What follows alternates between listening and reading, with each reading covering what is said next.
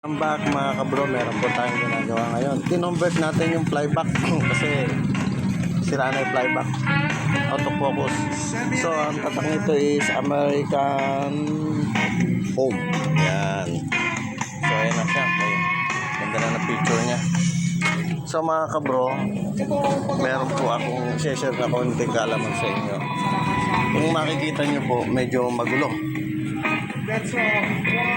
Pero ito yung dati niyang flyback. Ayan. Ito ba to?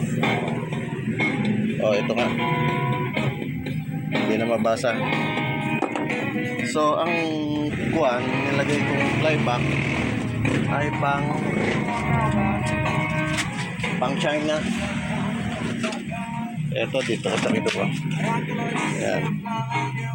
So kung makikita nyo yung China board, yung flyback niya mayroon 180, mayroon ABL, mayroon heater at saka ground B+. Ayan. So ang ginawa ko dyan, pinang-cut ko lahat yung mga dapat i-cut. Tulad po nito, ipapakita ko sa inyo yung B+ niya sa dalawa galing doon, kasi itong ginamit